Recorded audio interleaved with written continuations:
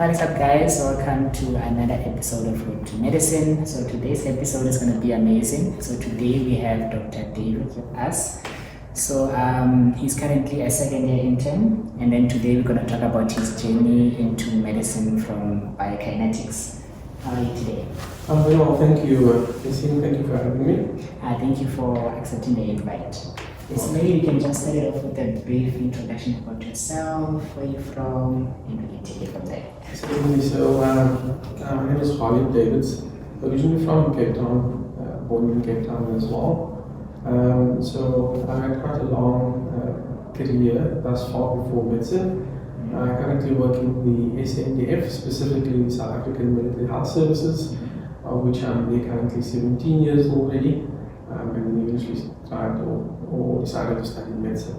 Okay. So maybe can you walk us through, like, when you're in Matric, when you're applying to varsity, which programs did you apply to, and then what ended up being your first degree?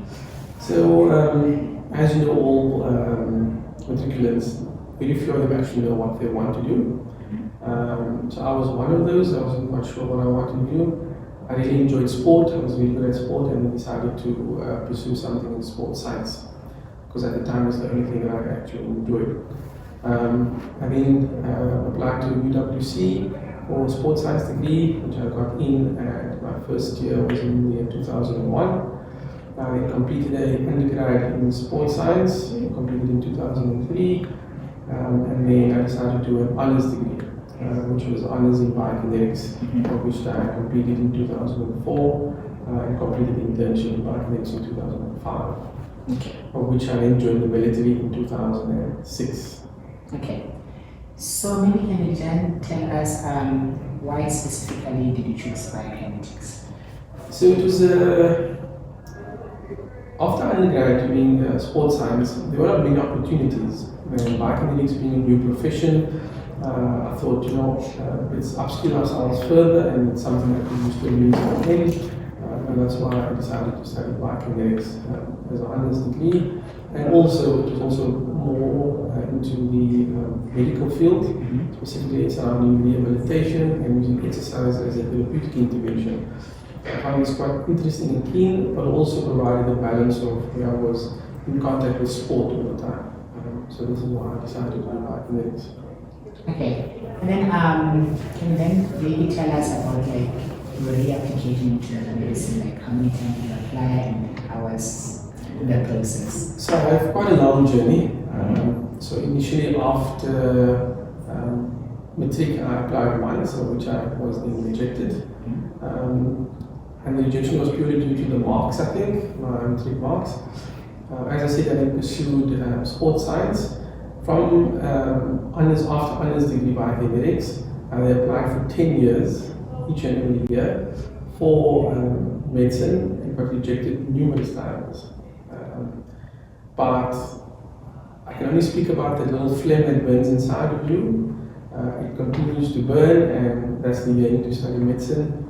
I applied for 10 years, as I said, and eventually got in after the 10th year, essentially, which I got accepted in 2017 at Stellenbosch University. So the journey's been extremely tough, with numerous rejections, as I indicated, and at some point in those 10 years you ask yourself the question, is it really meant for me? But if you really want to study medicine, I think nothing will stop you, even after 10 years of rejection. It just makes the point of when you do get accepted even sweeter, and makes you understand that this is something that you really want to pursue and complete. Okay, so maybe like to someone also like in a similar situation, they've been applying to get into medicine several times, and like a rejection letter gets to you. So like according to you, what would you say kept you like motivated and like focused on your dream of doing medicine, and also why medicine? How did you know that that was your calling? So I always enjoyed the medical field, specifically from sports science and biokinetics. And I think the more you dwell into the medicine career or medicine itself, you discover there's so many avenues and there's so much to learn and there's so much out there in medicine. could be overwhelming at times, but I think that's my interest. My interest was the human body, disease processes, and so forth. Also, on the other hand, is how you can help people by being a doctor. And patients come to you in the most vulnerable times, and you can actually help them. So I find the physiology, anatomy, and disease process very interesting, and that's why I actually enjoy medicine. Okay. So maybe can you walk us through like your journey into the military? So during my biokinetics year, we were required to do practical hours at various site locations. One of the locations was to military hospital. So I rotated through that facility in 2004, in 2005. I found it very interesting, the military concept, the military ways, conduct, and just the overall military experiences. Subsequently to that, I then decided to hand in a CV application for a biokinetics post at the military hospital. More than a year went by, I got called up one random day and asked if I was interested in a position as a biokineticist in the military. Yes. I said yes, absolutely. Went for the interview, got an employment letter, offer of employment in 2006. So the journey's been very nice in the military. The military provides so many opportunities, even opportunity to study medicine.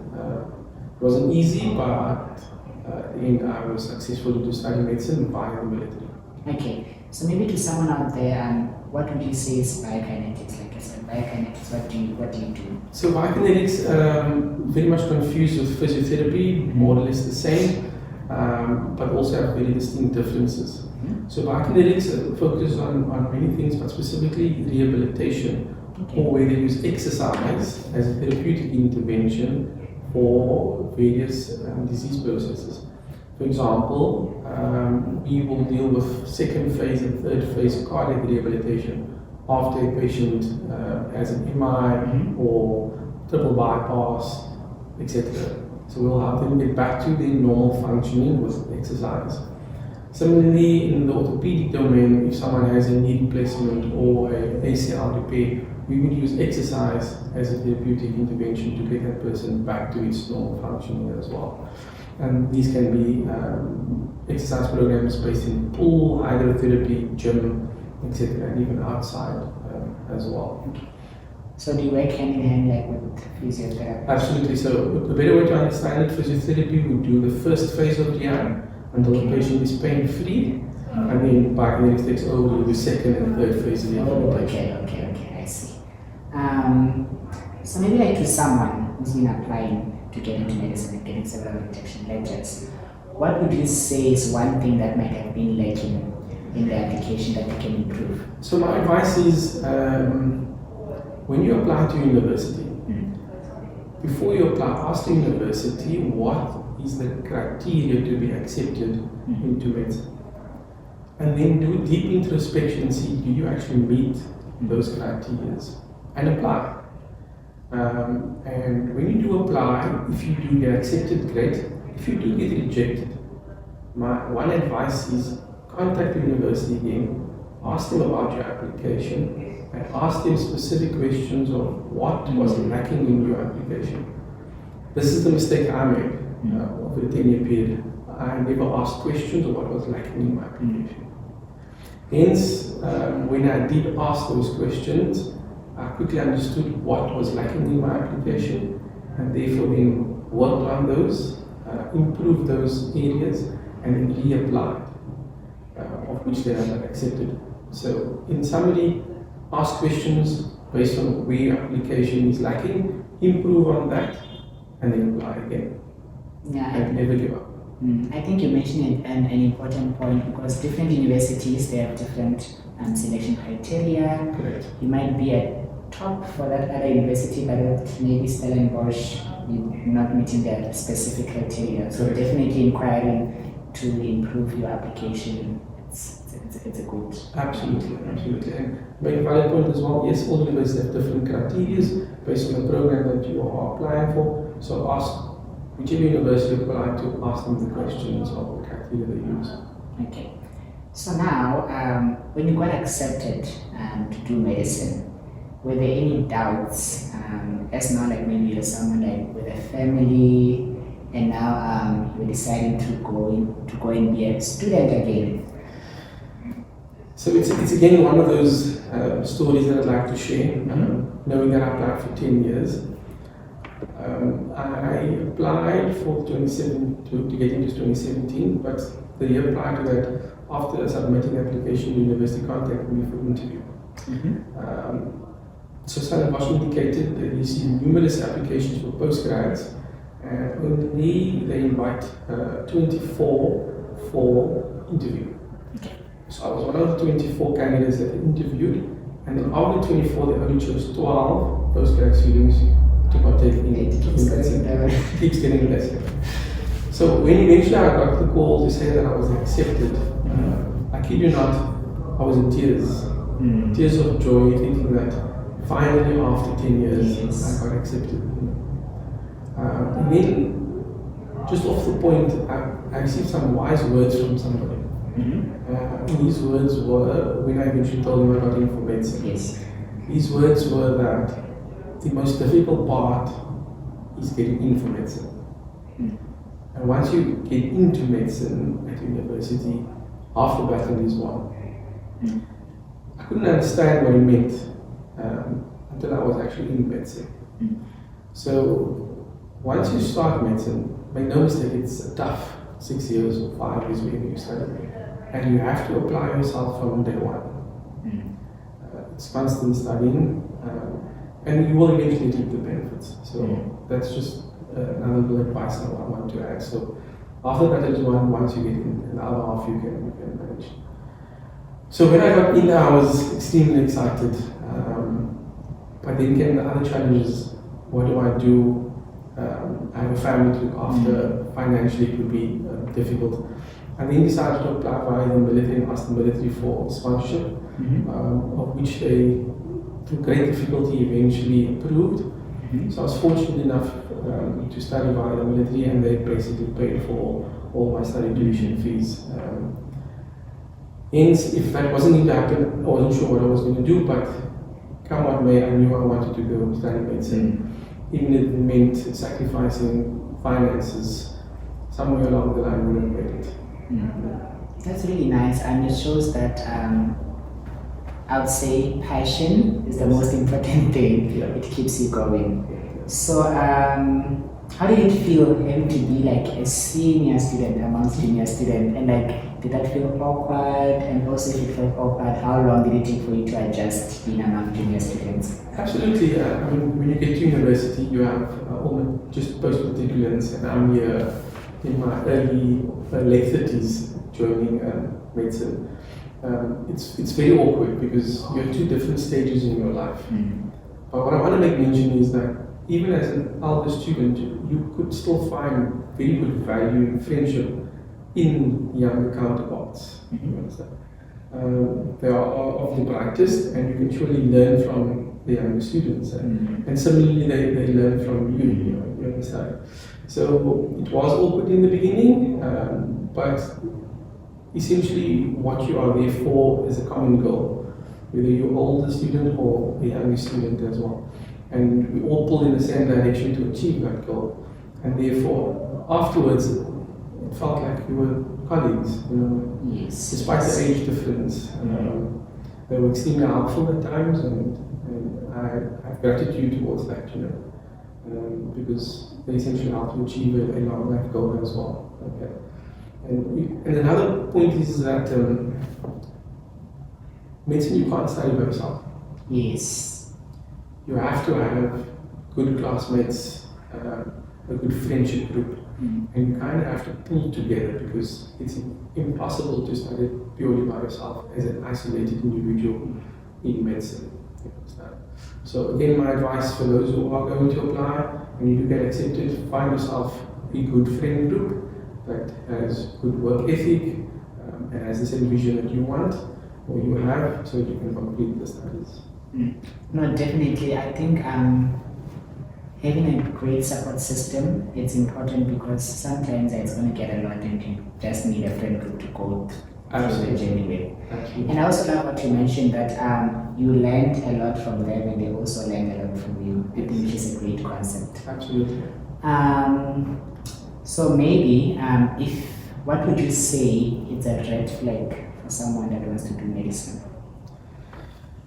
It's a very interesting question. And I have to tell you this is that through the journey of medicine with the younger counterparts in my class, I came to discover that some of them were there purely because they were told to be there. It wasn't something that they were passionate about. And I find this disturbing for the reason that there's many people out there that would like to study medicine, but unfortunately don't get in. And you have some individuals who are there in medicine that don't want to be there. So they're kind of like taking a spot for someone that really wants to be there. So a red flag is if you don't have it in your capacity to work every day, sit down and study every day, work under pressure, and don't have the passion. We always speak about the passion to study medicine, but nobody can tell you exactly what that passion feels like. We may all feel it differently. But what I can say is there's a little fire burning inside of you to want to study medicine. So if you don't have that, I think it's a red flag. I think it's a red flag if you're unable to focus for long durations. For example, 6-week blocks that are extremely intense. It's extremely intense. So if you don't have that discipline and focus, I think you'll be studying in medicine. Medicine in itself may not be difficult. Yes. It's just the volume. It's a lot of content. The content is large and broad. So you need to be disciplined to get through that volume of content. Okay. I think you mentioned an important point because I think for a lot of people, they will love learning about the human body. That's why they want to do medicine. But I think people don't actually take the time to sit down, self-introspect, and ask themselves like, what does it mean to study medicine? How long is the degree? And so that there's more reason to it other than just learning about the human body. Correct. And a point that you mentioned that other people are there because their parents are like, you're going to be a doctor. So as a parent yourself, what advice can you give to parents when it comes to when their children are applying for varsity? So I think I'll answer this question in two ways. Firstly, as a parent, I would never force my child to study something. I think you as a parent need to listen to your child because not everybody's going to be a doctor, not everybody's going to be an engineer, not everybody's going to be a school teacher, for example. We all have different interests as individuals and our personalities are all different. So I think the important thing is as a parent, listen to your child, understand what their interests are and just guide them along those lines that they find interesting. Secondly is, we also know that, and I was also there as a matriculant, you still don't have the vision, you still don't know what's out there in the world because there's so much. So you still don't have direction. And sometimes I think parents need to direct their child.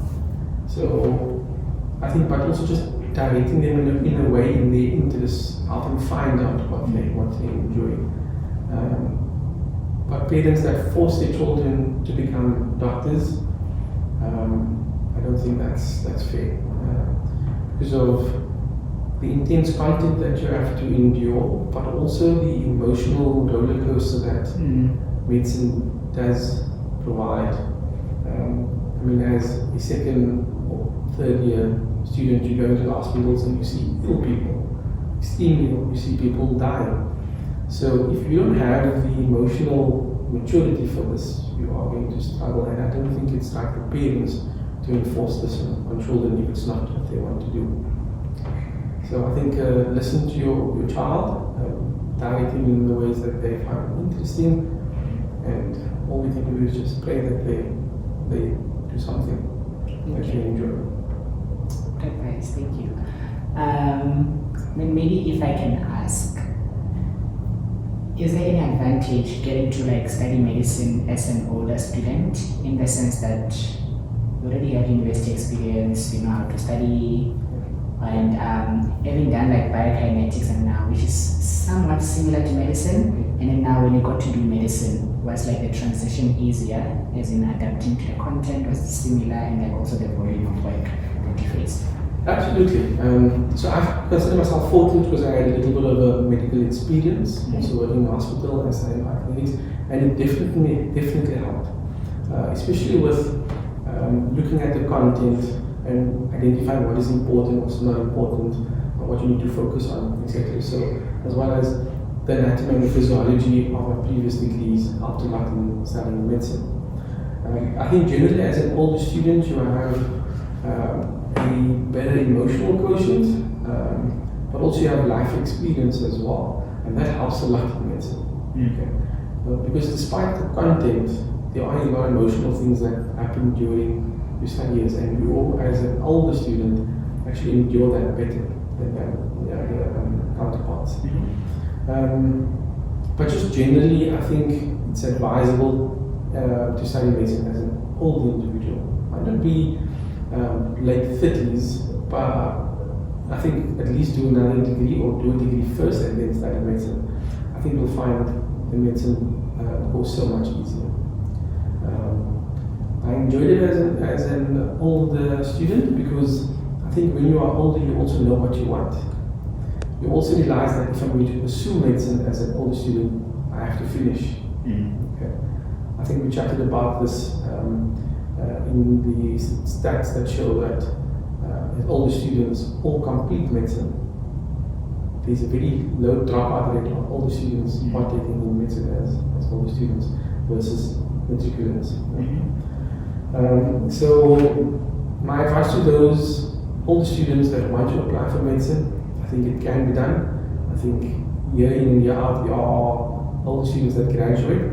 So if they can do it, so can you. Okay, so maybe just to follow up on your advice for older students, what are like your final words of like encouragement to older students that are like currently trying to get into medicine? Maybe now they are starting to have doubts, maybe it's not meant for me, I've been rejected so many times, maybe I must start shifting my focus elsewhere. What are like final words of advice that you can give to them?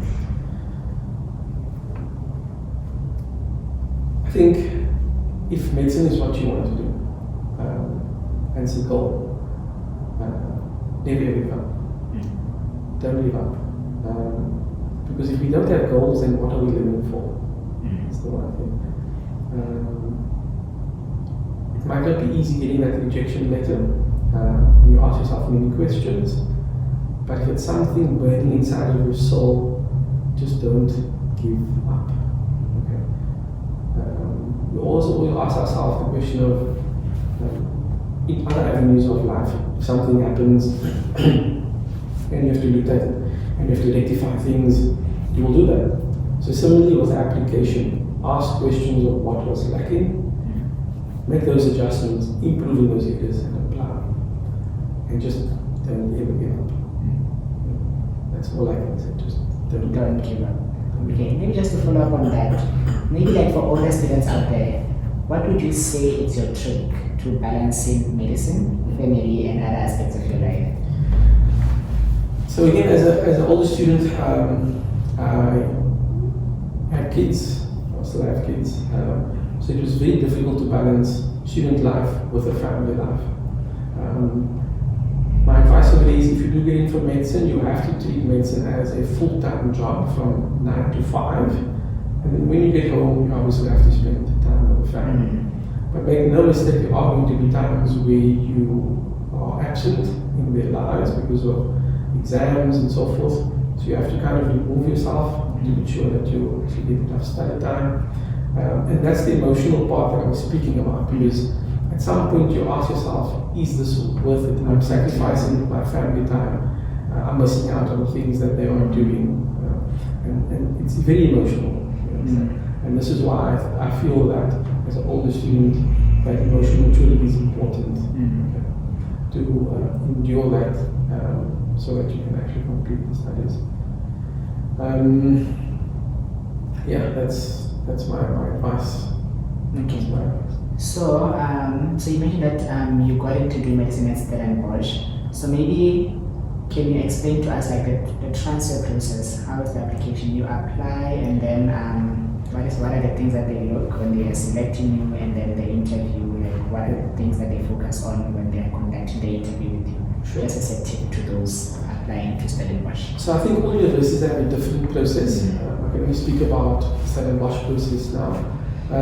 So like everybody else who was applying for medicine at different universities, there's a cut-off date, which is typically between March and April, June for the following year. At Stellenbosch, you apply by the same route. However, it's not part of the post-matriculate applications. It forms a separate entity of applications, specifically interdepartment transfers as well. So people who do BSc, they go into the same category of applications. At the interview, they told me they get over 300 postgrad applicants. They then take 24 paper cases and 24 interview, of which they only take 12. Okay. So my interview was very nice, very informal. I just wanted to speak to me, see who I am, of which then I told them my journey. I applied 10 years. Questions were based on your life experience and why you wanted to study medicine. What I told them was I've been applying for 10 years now, and that's why I want to study medicine. They may also ask you about your previous degrees. What were your marks like, and do you understand the difficulties that medicine presents? So it's nothing that I think you wouldn't be able to answer. They make the interview very informal, very comfortable. They just want to see who you are, and hopefully you're able to impress them, and hopefully you'll get your answer from the university. Okay, so then I'm assuming that also you have to maybe like submit supporting documents like CV. Was there any motivation that you also had to send through? So, as I'm not sure if I mentioned, so when you apply as a matriculant, you have to write an entry exam. But as a postgrad, you don't have to write that. Entry exam. Yes, you don't have to write that exam. So all you have to do, all I have to do is send the CV and all my previous degrees and transcripts, write a motivation letter. I think the motivation letter is important.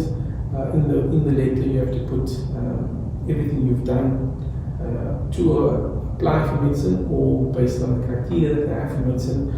So, for example, in my motivation letter, with things like my community outreach projects that I have, and you won't believe it actually counts quite a bit in your application. So, my advice is go out there, help the community, because essentially as a doctor, you're going to be helping communities. So, I want to see if you are a community person, individual, and just tell them in the motivation or who you are, what you do, and why you want to study medicine, and be honest.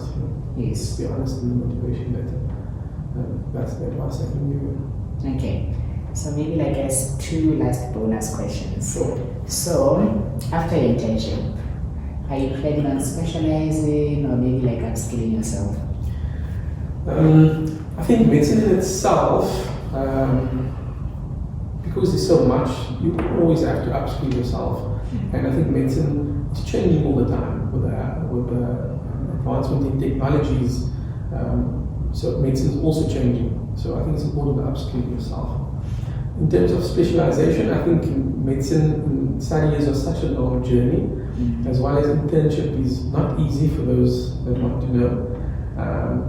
I can guarantee you that internship is not like being a student. It's way more pressure, it's long hours and so forth. So the cool thing about internship is you get to be exposed to various disciplines in medicine. And I think you quickly understand what you like and dislike. But to make a decision now of what I want to study and specialize, I think it's very premature. Yes. I think you have to at least do ComServe, maybe 2 years post-ComServe to get a better idea of what you'd like to specialize. So for students that say I want to specialize in cardiothoracics or neurosurgery or general surgery, I think don't make that decision first. go through internship and see what it actually is like, and then make that decision. So, unfortunately, I can't give you an answer what I'd like to specialize in, but what I can tell you is that you have to have the mindset, yes, I've finished MD-CHP, but you have to continue to upskill yourself, whether it be doing ultrasound courses, emergency medicine courses, pharmacological courses. You have to upskill yourself because as rapid as technology is changing outside medicine, medicine is also changing. Yeah, it's evolving all the time. So if you really want to be a good doctor, I think you have to have a mindset of continuous learning and continually developing yourself. Okay. So maybe as a last question, what would you say it's a quote that drives you in life? Actually, I have quite a few quotes. I'm going to start with the one that I think is befitting for a doctor, and that is, my quote is, I do the most for the most. And what you'll find is when you do internship and a doctor, and specifically working in the public sector, there's just so much to do and so many patients. And unfortunately, at some point, you start sacrificing yourself to complete things and to help. But then also, you don't want to be selfish with your time. So I say do the most for the most. So every day, do as much as you can for as many people as you can. Before you know it, I always believe that you will also become a patient at some point, and karma always comes around. So if you treated people well and you did the most for them, and when you need it, hopefully it will be done for you as well. And then my second quote is, I always preach this to my kids. I say, when you're doing something, do that thing correctly the first time. And how does this relate to medicine is that, for example, in your study years, study things well the first time, for then you don't have to go back and re-study them. And also just in life, when you're doing things, when you doing work-related things, do it properly the first time, because there's nothing more frustrating for you to come do someone else's work that they didn't complete correctly. Just adds to stresses, adds to frustration. So I think be that example as well. Do something properly the first time. And then I think the last quote is just have the discipline and never give up. Be the example that you want to see in the world, and be sure that there's always somebody watching you, whether it be a junior or a senior, and your character precedes yourself. Understand? So have good character, have good patience. Just be a nice person in the end. That's all the advice that I can give, and quotations that I can think you can live to. Okay. So to sum up what I've learned, so it's passion is very important, discipline being very, very important is key, and also giving it your best. Yeah. So this is it from our interview. Thank you so much, Dr. David, for taking time from your busy schedule to join us for this episode. I hope you guys enjoyed this episode. Thank you. You're welcome. All the students applying for medicine, I wish you all the best with the application, and hopefully you get it. Cool. Don't give up. Thank you.